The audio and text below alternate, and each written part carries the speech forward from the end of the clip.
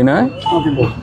ఆంధ్రప్రదేశ్ రాష్ట్ర ప్రభుత్వం చంద్రబాబు నాయుడు గారు ముఖ్యమంత్రి గారి ఆదేశాల అనుసారం విభిన్న ప్రతిభావంతుల సంస్థ ద్వారా ఈ రోజున ప్రతి నియోజకవర్గంలో కూడా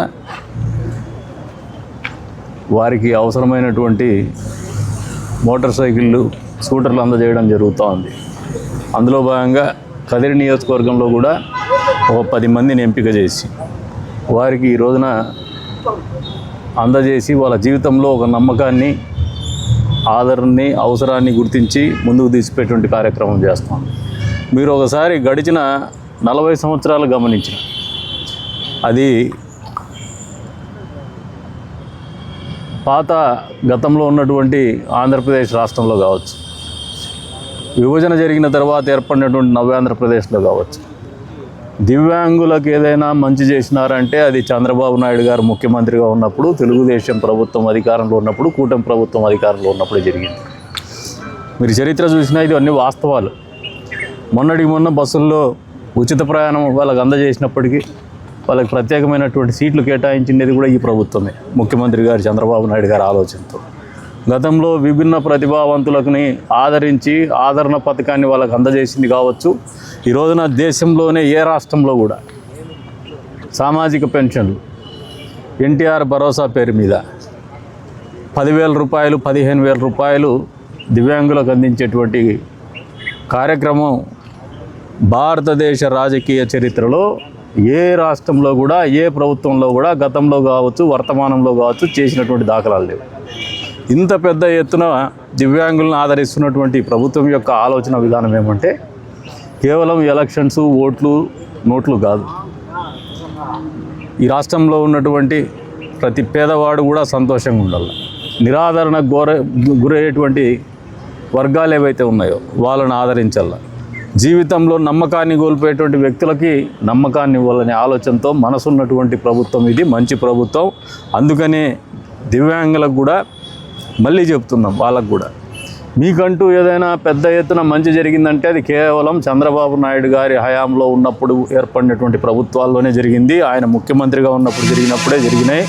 ఇప్పుడు కూడా ఇంకా రెట్టింపు మంచి చేస్తూనే ఉంది, భవిష్యత్తులో కూడా చేయబోతుందని చెప్తాను.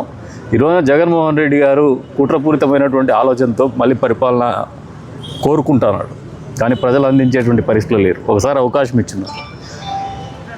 నిన్న కాక్రోచ్ జనతా పార్టీ ఢిల్లీలో జంతర్ మంతర్లో చేసి ఎడ్యుకేషన్ మినిస్టర్ రిజైన్ చేసినాడంటూనే అప్పుడే ఒక నెగిటివ్ పాలిటిక్స్కి శ్రీకారం చుట్టినారు మొన్నటి నుంచి.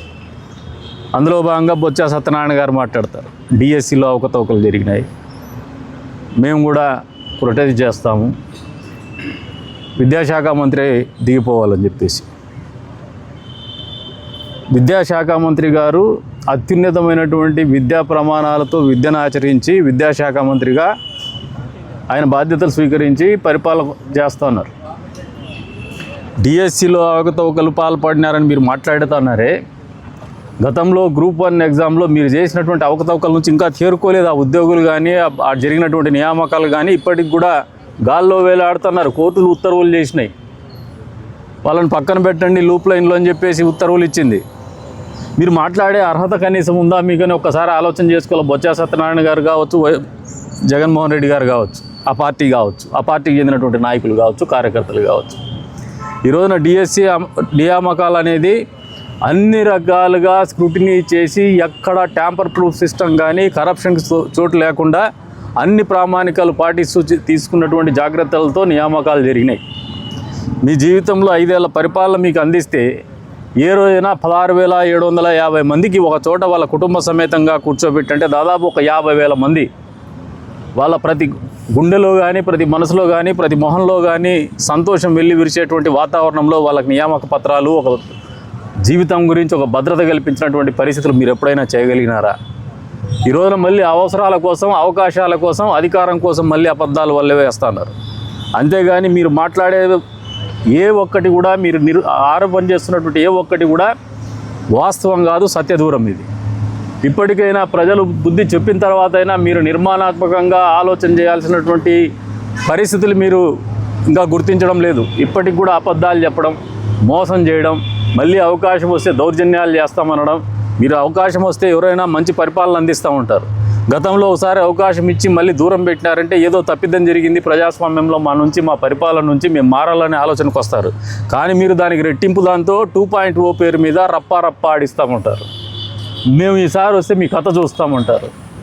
పాలకులు ఎప్పుడు ప్రజల మన్ననలను కోరుకోవాలా, ప్రజలను మంచి కోరుకోవాలా, సుపరిపాలన కోరుకోవాలా, రామరాజ్యాన్ని కోరుకోవాలా. అంతేగాని రప్పాలు కోరుకుంటాము, రప్పాలు అందిస్తాము, 2.0 వస్తే మీరు ఎక్కడ సప్త సముద్రాలు అవతల ఉండే పట్టుకొని వచ్చి మీ కథ చూస్తామంటే ప్రజలు చూస్తూ ఊరుకోవడానికి ప్రజాస్వామ్యంలో ఉన్నటువంటి ఏదైతే అందం ఉందో మిమ్మల్ని ఊరికైతే వదిలిపెట్టదని చెప్పేసి చెప్తున్నాం. మీరు ఏవైతే ఆరోపణలు చేస్తారో ఈ రోజున ఆరోపణలు చేసే ముందు మీ సచ్చీలతను మీరు నిరూపించుకోండి. మీరు గతంలో చేసినటువంటి గ్రూప్ 1 నియామకాల్లో జరిగినటువంటి అవకతవకల్ని, జరిగినటువంటి అవినీతి గురించి మీ అంతకు మీరు విచారణ కోరి ఒక సిబిఐ ఎంక్వైరీ మొదట కోరండి. హైకోర్టులో మీరే పిటిషన్ వేసుకోండి.